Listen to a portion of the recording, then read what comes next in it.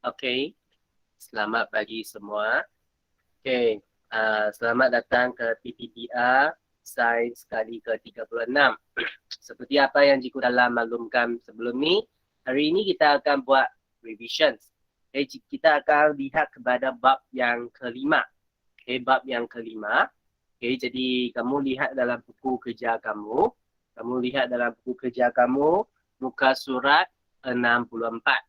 Muka surat 64. Dan selepas PTPR kita nanti, cikgu akan bagi kamu quiz dalam bentuk Google Form. Jadi hari ini punya quiz ada sikit susah. Jadi cikgu akan go through dengan lebih detail sikit supaya kamu nanti dapat jawab soalan dengan baik. Jangan risau, just jawab saja. Salah ke salah lah, apa yang nak risau kan. Kamu just cuba saja. Dan kita lihat jiring. Semua benda hidup dan benda bukan hidup adalah jiring yang mempunyai jisim dan memenuhi ruang. Jadi, apa itu jiring? Jiring adalah sesuatu yang mempunyai jisim dan dia akan memenuhikan ruang. Macam kita semua ini, kita adalah jiring. Kedua, mengikut teori kinetik jiring, jiring terdiri daripada zarah-zarah yang sangat kecil dan distrik kerana terdapat ruang di antaranya. Dia dibentuk daripada zarah-zarah yang sangat kecil dan distrik. Lepas tu yang ketiga, zarah-zarah kecil ini merupakan unit asas bagi jiring dan dikenali sebagai atom. Atom ialah zarah yang paling kecil dan semua bahan dibina daripada atom. Semua adalah dibina daripada atom. Biar besi ke, macam kayu ke, batu ke, orang ke, semua ini adalah dibina daripada atom. Jadi atom ni adalah unit yang paling asas. Jadi kalau kamu sangat minat dengan bahagian ini, kalau kamu dapat tu, nanti kamu belajar sampai tingkatan 4 masuk ke aliran sains, kamu akan nampakkan perkara ini dengan lebih detail lagi daripada kamu belajar sains yang biasa. Dalam aliran sains, kamu akan belajar dengan lebih detail. Yang keempat, sifat fizik suatu jiring dapat diperhatikan atau diukur tanpa mengubah komposisinya. Ini dialah contoh sifat fizikal jiring adalah kekerasan, warna, bau, kebolehan melarut, takat lebur, takat beku, takat tidik, kekontusian haba, ketumpatan dan kelikatan. Jadi ini adalah pelbagai cara ini kita sifat fizik kita yang dapat diperhatikan untuk sesuatu jiring. Macam mana dengan sifat kimia? Adalah kebolehan suatu jiring berubah menjadi bahan lain. Contoh sifat kimia adalah pengaratan, kebolehbakaran dan pengoksidaan. Sebenarnya pengaratan ini dengan pengoksidaan ini ada hubung kait lah. Jadi ini adalah apa sifat fizik dengan sifat kimia. Kamu mesti take note. Lepas tu pengasihan bahan daripada pelbagai ciri. Pertama, bahan-bahan berlainan dalam suatu campuran boleh dikelaskan berdasarkan ciri bahan tersebut. Bagi murid yang baru masuk, lihat buku kerja kamu, muka surat 64. Kita hari ini go through, kita buat ulang kaji lah, nanti kita ada quiz. Jadi bahan-bahan berlainan dalam satu caburan boleh dikelaskan berdasarkan ciri bahan tersebut. Ciri-ciri yang dapat digunakan untuk tujuan tersebut termasuk ketumpatan, takat lebur, takat didih dan keterarutan. Jadi ini adalah 4 perkara yang dapat kita perhatikan daripada pengasingan bahan. Okey, lepas tu perubahan keadaan jirim. Pertama, jirim boleh wujud dalam 3 keadaan, iaitu pebejal, cecair atau gas. Kamu kena tahu jirim boleh wujud dalam 3 keadaan. Lepas tu kedua, susunan zarah-zarah dalam jirim menentukan keadaan suatu jirim sama ada pepejal, cecair atau gas. Ketiga, perubahan keadaan jirim melibatkan penyerapan atau pembebasan haba. Perubahan keadaan jirim ni melibatkan penyerapan ataupun pembebasan haba. Apabila dia menyerap haba, dia akan menjadi, dia mungkin daripada pebejal menjadi cecair kepada gas. Apabila dia membebaskan haba, dia akan daripada gas kepada cecair dan kepada pebejal.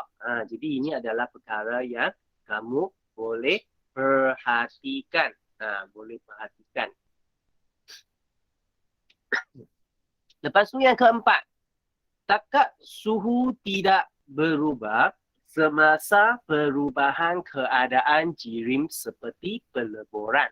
Macam kita nak ais itu melebur kan. Apabila ais itu daripada pebejal menjadi cecair, suhunya adalah berada pada sifar darjah Celsius dan suhunya tidak berubah. Okay? Lepas tu yang kelima, contoh-contoh perubahan keadaan jirim dalam kehidupan harian termasuklah pemejawapan ais kering di atas pentas dan pembekuan air membentukkan ais. Jadi ini adalah perkara yang kita boleh lihat dalam macam kehidupan seharian kita lah. Okay? Lepas tu, pergerakan zarah-zarah dalam jirim. Okay, pertama, resapan berlaku apabila resapan berlaku dengan paling perlahan dalam keadaan pebejal. Kenapa? Kerana zarah-zarah pebejal tersusun rapat antara satu dengan yang lain. That's why dia lebih lewat lah. Lepas tu zarah-zarah meresap perlahan dalam cecair. Tapi zarah-zarah meresap paling laju dalam keadaan gas disebabkan ruang yang paling besar dalam keadaan gas. Jadi bermaksudnya di sini pebejal dia paling perlahan. Lepas tu cecair dia lebih cepat daripada pebejal tapi dia pun perlahan.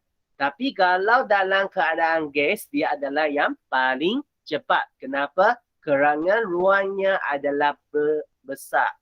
Ruangnya adalah besar. Kalau kamu ada lihat dalam buku teks kamu, macam mana zarah-zarah dalam keadaan pebejal cecair dengan gas itu. Kamu dapat perhatikan dekat sana.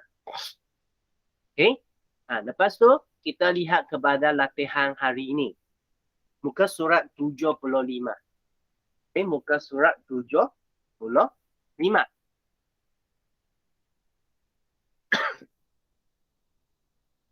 Okay, sila buka kepada muka surat 75. Kita akan go through kan latihan ini.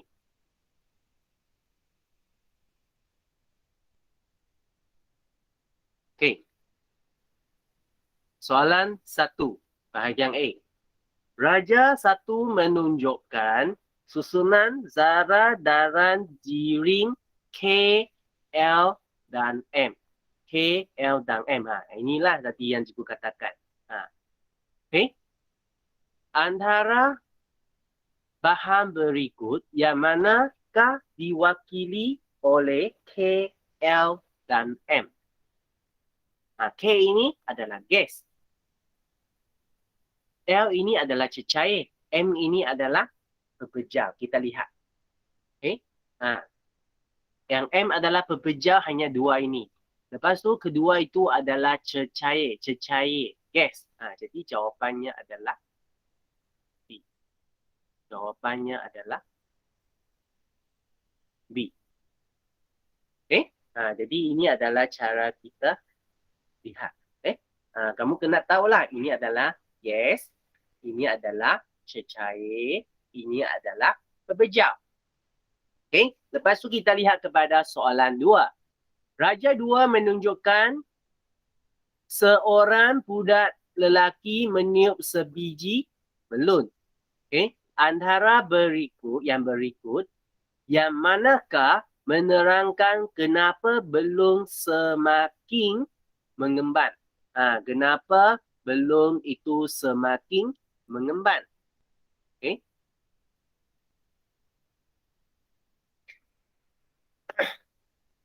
Okay, mengapa? Kita lihat jawapan dia. A, udara mempunyai jisim. Kedua, udara mempunyai berat. Okay. Ketiga, udara memenuhi ruang. Okay. Keempat, B, udara mengemban. Okay. Jawapannya adalah C, udara memenuhi ruang. Okay. Kenapa? Seperti apa yang kita telah belajar dalam jiring. Jiring itu memenuhi ruang. Udara merupakan sejenis jiring. Jadi itulah jawapannya kita dapatkan untuk soalan ni. Okey, lepas tu kita lihat soalan ketiga. Antara yang berikut, yang manakah merupakan sifat kimia jiring? Okey, pertama, takat lebur. Kedua, pengaratan. Ketiga, pembakaran. Keempat, ketumpatan. Okay, yang mana adalah merupakan sifat kimia bagi jiring. Okay. Kita lihat mana yang betul. Takat lebur. Tidak. Pengaratan. Ya. Kenapa? Seperti apa yang kita telah belajar tadi kan. Sifat kimia itu dia adalah perubahan. Takat lebur itu dia adalah sifat fizikal. Lepas tu, pembakaran, ya, pembakaran dia juga merupakan sifat kimia. Ketumpatan adalah sifat fizikal. Jadi untuk soalan ini, jawapannya adalah C. Jawapannya adalah C. Okey. Okey, boleh? Okey, kepada yang baru masuk, sekarang cikgu sedang bincang muka surat 75 dalam buku kerja. Sekarang cikgu sedang bincang muka surat 75 dalam buku kerja. Okey, itulah jawapan soalan ketiga. Okey, lepas tu soalan keempat. Apakah perubahan dalam keadaan jiring yang berlaku apabila seketul mentega dipanaskan di dalam kuali? Jadi dia adalah peleburan. Okey, peleburan. Okey. Boleh? Ada masalah? Okey, kalau ada masalah kamu boleh angkat tangan tanya soalan Okey. Okey, kalau tiada kita akan sambung ke bahagian B dekat bawah. Okey, terima kasih Rini.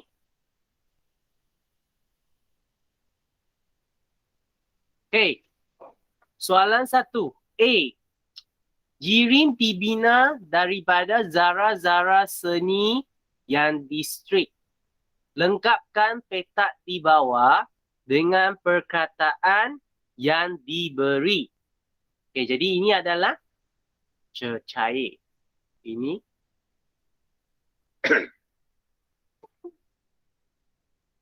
okey, jadi ini adalah cecair.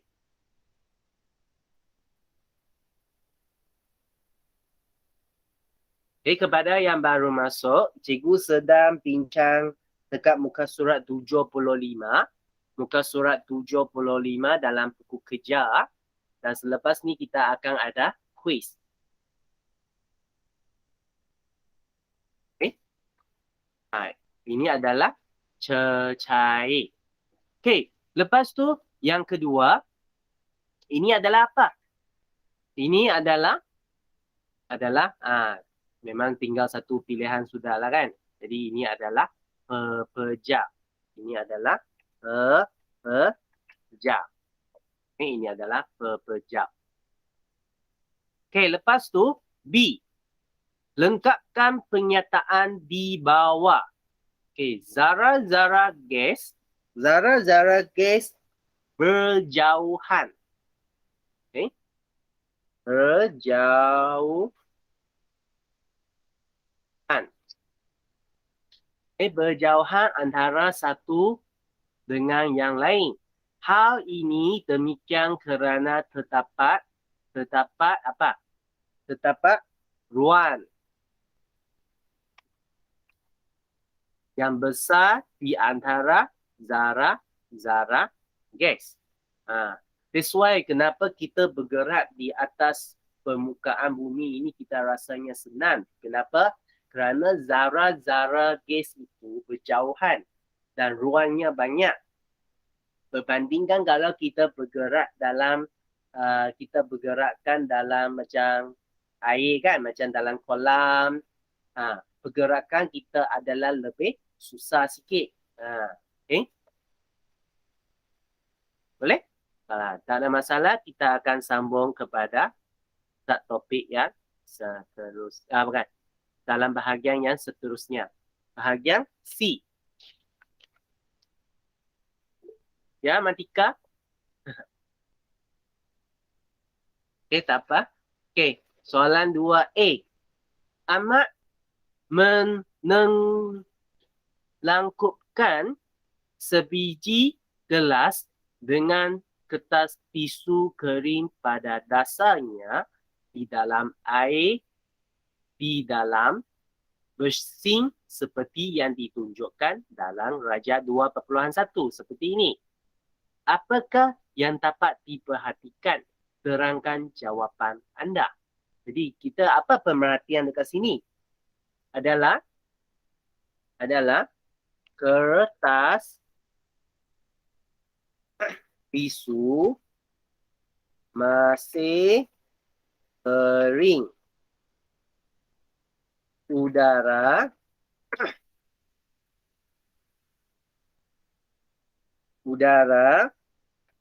memenuhi ruang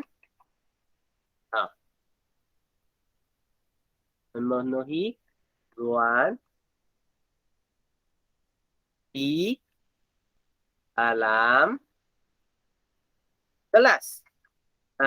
Jadi that's why kenapa kertas tisu dalam di dasar gelas tu dia tidak apa? Dia tidak basah. Dia masih kering.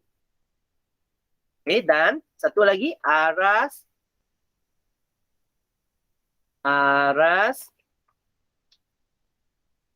air tidak dapat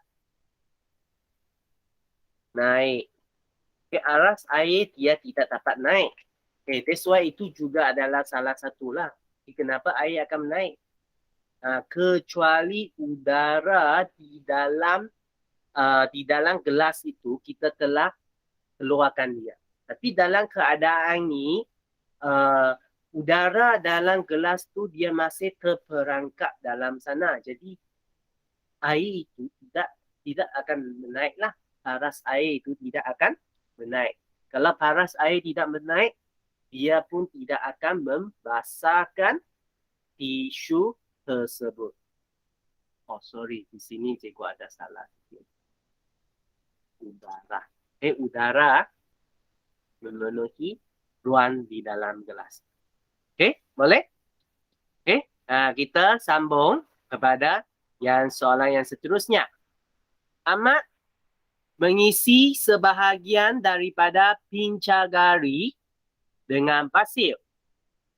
Apabila ombak ditolak, isi padu pincagari berkurang seperti yang ditunjukkan dalam Raja 2.2. Lepas tu, terangkan daripada segi susunan zarah-zarah mengapa ombak dapat ditolak masuk walaupun pasir ialah sejenis kepejal.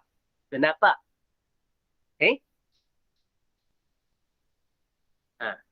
Jawapannya adalah terdapat ruang kosong antara darah pasir. Dia ada ruang-ruang kosong. Okey. Lepas tu darah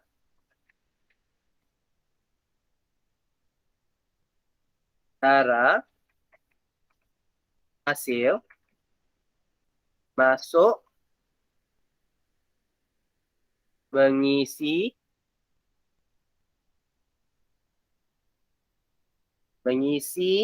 ruang antara darah. Mengisi ruang antara zarah. Kerana dalam pasir itu, kalau dia masih boleh dimampat. Kecuali kalau kamu katakan sebutir pasir itu, dapatkah sebutir pasir itu dimampat? Tidak dapat. Tapi kalau dia adalah pasir yang banyak, dia memang dapat dimampat. Tapi bila sampai satu tahap, dia tidak dapat dimampat. Jadi ini adalah perkara yang kamu kena dapat membezakan dia. Kamu kena dapat tahu cara membezakan dia. Lepas tu soalan C. Amat ingin membuat kerja rumah. Kita lihat ini. Walaupun air didih dan steam direkodkan suhu 100 darjah Celsius, steam masih dikatakan mempunyai lebih banyak tenaga. Kenapa? Apakah penerangan yang boleh ditulis oleh Amat? Apa yang kita boleh fikirkan? Air didih merupakan cecair. Manakala steam merupakan gas. Darah gas mengandungi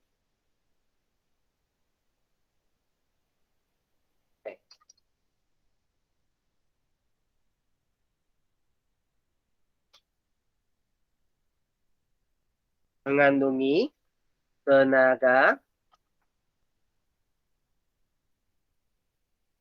kinetik yang lebih tinggi.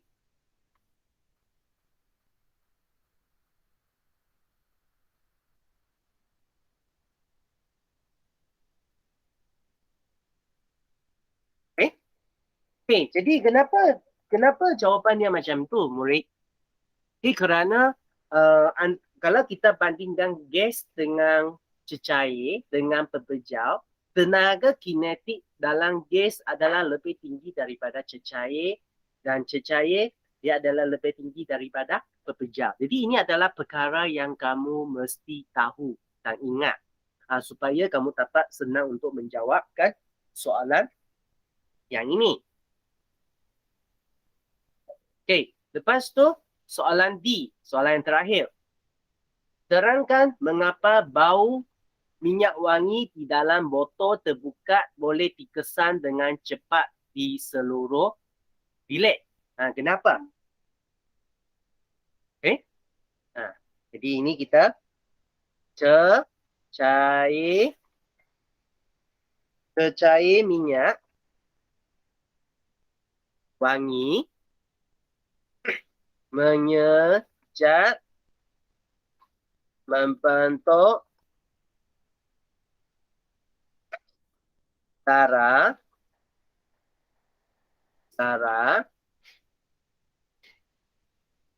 gas. Dia membentuk zara gas. Zara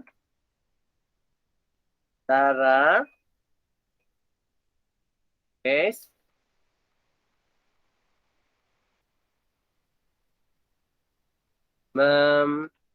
mempunyai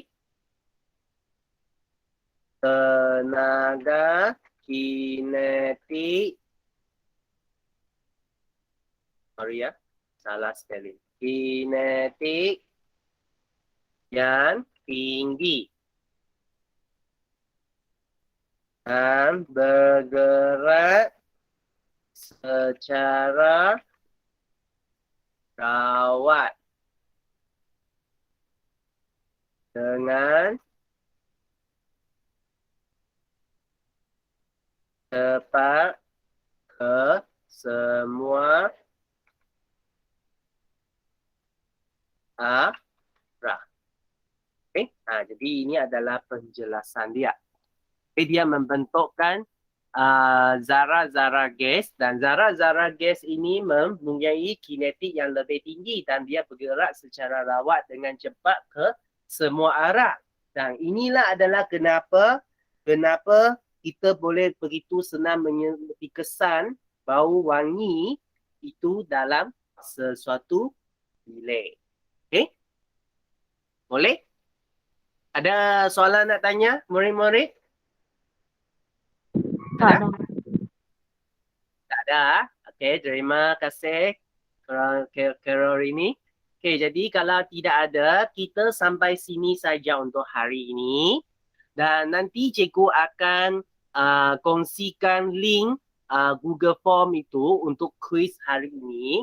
Dan ingat, jawab semua kuis itu dan ambil gambar dan send kepada cikgu dekat dalam grup untuk membuktikan anda sudah jawab. Okey? Jadi kalau tidak ada masalah, kita sampai sini saja untuk hari ini. Okey, bye-bye.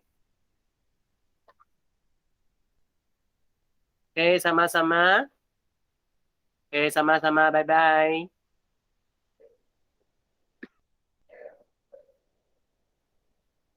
Okey, bye-bye.